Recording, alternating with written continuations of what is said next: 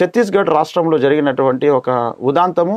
ఆదేశ్ సోని అనేటువంటి ఆయన ఫేస్బుక్లో తాను మరి మణిపూర్లో జరిగినటువంటి సంఘటనలన్నీ పునరావృతం అవుతాయి అన్నట్లుగా రకరకాలుగా స్త్రీలను మానభంగము చేస్తాము, నగ్నంగా తిప్పుతాము, కొడతాము, చంపుతాము మార్చి 1వ తారీఖున అని ఒక పోస్ట్ అయితే చాలా వైరల్ అయ్యింది.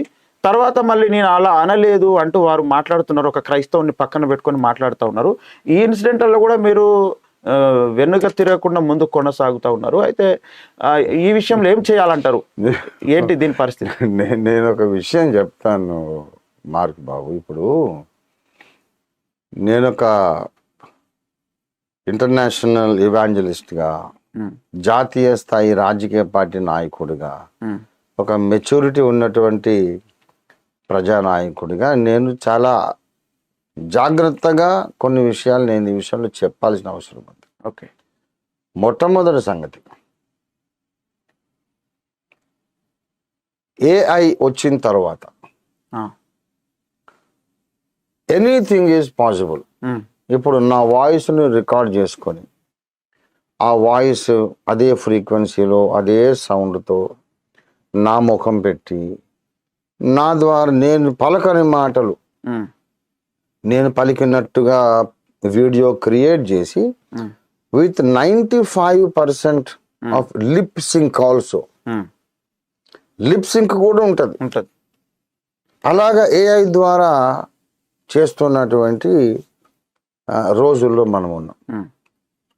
ఆ ఆదేశ్ సోని అనేవాడి తర్వాత అతను రిలీజ్ చేసినటువంటి వీడియో నేను చూశాను. అసలు నేను అటువంటి వాడిని కాదు. నేను ఎప్పుడు కూడా అలాంటివి ఆయన క్లియర్గా చెప్పినాడు. మసీహీ ఈసాయి బెహనోంకో, ఈసాయి బేటియోంకో, ఈసాయి మాతా లోగోంకో, ఈ మాటలు వాడాడు ఆదేశ్. ऐसा मैं करने वाला नहीं हूँ, ये तो मेरा वॉइस नहीं, मेरा अकाउंट ईमेल आईडी मेरा अकाउंट हैक हो गया और किसी ने ऐसा संदेश मेरे नाम से भिजाया, वो जो किया उनके ऊपर मैं भी केस रजिस्टर कर रहा हूँ. ఈ మత కలహాలు పెంపొందించడానికి, నన్ను డిఫేమ్ చేయడానికి ఎవడో దుర్మార్గుడు నా పేరు వాడుకొని ఇట్లా చేశాడు కాబట్టి నేను వాని మీద కేసు పెడతాను, నేను వదిలిపెట్టాను అని కూడా చెప్పాడు. అతని ముఖం చూస్తే కూడా చాలా సాధువుగా, చాలా ఇన్నోసెంట్ గా, ప్లెజెంట్ గా, ఫ్రెండ్లీ పర్సన్ గా ఉన్నది. ఇప్పుడు ఇటువంటిది మొన్న రాజేష్ మహాసేన అది ఒకటి పెట్టినట్టు పాస్టర్లను అందరినీ లా కొడుకులని అదనేది తిట్టినట్టు రాజేష్ మహాసేన గారు భయంకరంగా అది బ్లూ కండువ వేసుకొని, అంబేద్కర్ కండువ వేసుకొని పెద్ద వేదిక మీద అది నేను చూశాను. స్తబ్బులు గారికి ఫోన్ చేశాను. నా తమ్ముడు రాజేష్ ఒక్కనాటికి ఇలా మాట్లాడాడు. పాస్టర్లను వాళ్ళ వీళ్ళను లా కొడుకులని ఎప్పటికీ ఆయన మాట్లాడాడు. కనుక వెంటనే రాజేష్కు ఫోన్ చేసి కనుక్కోండి డబ్బులు గారు ఏం జరుగుతుంది అని అంటే, వెంటనే ఆయన స్పందించి, ఓఫిరన్న నా మీద అంత నమ్మకం పెట్టుకున్నందుకు చాలా థ్యాంక్స్ చెప్పండి, అన్నను వచ్చి కలుస్తా కూడా. నిజంగానే అన్న చెప్పింది కరెక్ట్, అది అసలు నేను కానే కాదు. వాళ్ళు క్రియేట్ చేసిన వాళ్ళు ఒక దగ్గర పప్పులో కాలేశారు. మాదిగలను, పాస్టర్లను, వీళ్ళను అందరినీ లా కొడుకులను తిట్టు, మాలలను వీళ్ళను, తర్వాత పాస్టర్లను లా కొడుకులను తిడుతున్నాడు అని, చూడు ఈ రాజేష్ మాదిగా అని పెట్టేసరికి పప్పులో కాలేశారు కదా. ఆయన మాల మహానాడు సభ్యుడు. మాల మహానాడు మొన్న జరిగినట్టు మాలల సింహగర్జనలో లీడింగ్ పర్సన్ రాజేష్ మహాసేన. కాబట్టి అదేంది రాజేష్ మహాసేన మాదిగా అంటాడు వీడెవడు, అవలగాడు, వీనికి అసలు బేసిక్స్, అసలు ఆ మనిషి ఎవరో ఆయన వివరాలు ఏంటో తెలియనోడు, ఎవడో క్రియేట్ చేశాడు ఇది అని పట్టేసి నేను అబ్బుల్ గారికి చెప్తే వెంటనే రాజేష్ చాలా సంతోషపడ్డాడు. అంటే ఇట్లా రేపొద్దున రంజిత్ తోఫీర్ గారు మార్క్ బాబును బాగా బూతులు తిట్టిండని నా ముఖం పెట్టి కూడా ఒకటి క్రియేట్ చేయవచ్చు. ఇంకొకటి నా ముఖం పెట్టి ఏఐ ఉపయోగించే టెక్నాలజీ నేను ఇంతకాలం యేసుని గురించి ప్రకటించినందుకు నేను ఎంతో చింతిస్తున్నాను, ఇదంతా అబద్ధం అని ఇప్పుడే నాకు అర్థమైంది, నేను క్రైస్తవ్యాన్ని వదిలిపెట్టి గర్వాపసి అయిపోతున్నా అని చెప్పి నేను చెప్పినట్టుగా ఒక వీడియో క్రియేట్ చేయవచ్చు. ఎందుకంటే అంత సమాజంలో దొంగనా కొడుకులే 99% ఉండదు. కాబట్టి ఇప్పుడు ఆయన ఆదేశ్ సోని ఏమంటాడంటే అది అట్లా చేశారండి, నేను నాది కాదు అని అంటున్నాడు. కాబట్టి నేను అంటున్నాను 2 ఆప్షన్స్. ముందు నిజంగానే ఆయన ఆ ప్రకటన చేసి ఉండొచ్చు, చేసి ఉంటే కూడా ఆయన యూ టర్న్ తీసుకొని రైట్ అబౌట్ టర్న్ తీసుకుని నై బోలా అది నా ఉద్దేశం కాదు అన్నప్పుడు ఈ రెండోసారి చెప్పింది మనం నమ్మడం సమాజంలో ఒక స్నేహపూర్వక వాతావరణం పుట్టిస్తుంది. ఓకే ఆదేశ్ భాయ్, हम आपसे आपके ऊपर विश्वास रखेंगे, आप जो बोल रहे हैं ना दोबारा ऐसा मैंने नहीं बोला, मेरा मकसद उद्देश्य ऐसा नहीं है అన్నది మేము నమ్ముతాం. కమన్ మనం చేతులు కలిపి నవభారత నిర్మాణానికి పనిచేయాలి అని వారిని కలుపుకొని పోతే దేశం బాగుపడుతుంది, దేశానికి మేలు కలుగుతుంది. అంతేగాని ఇలా ఇప్పుడు తర్వాత చెప్పేది అబద్ధం, ముందు చెప్పిందో నువ్వు అట్లా నిజంగానే చేసావు, నీతో గొడవ వేసుకుంటాం అనేది ఎవరికి మేలు కాదు.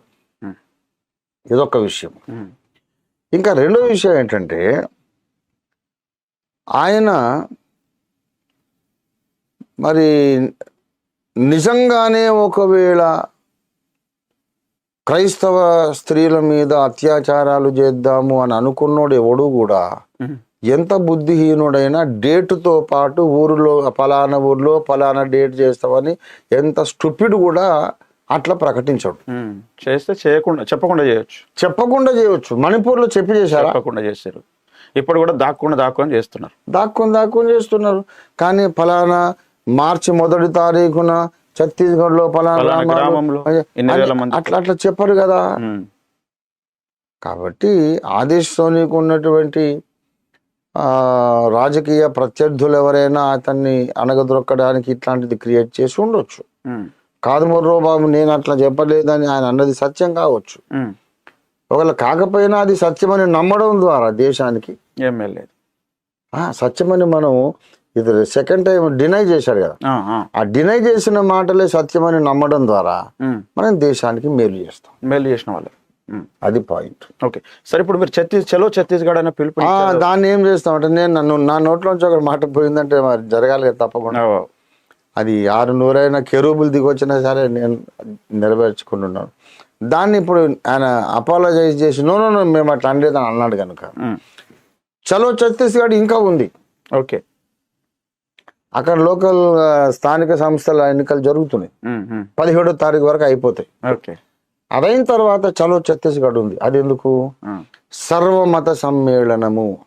ఓకే, ఉలామా బోర్డు లాగా.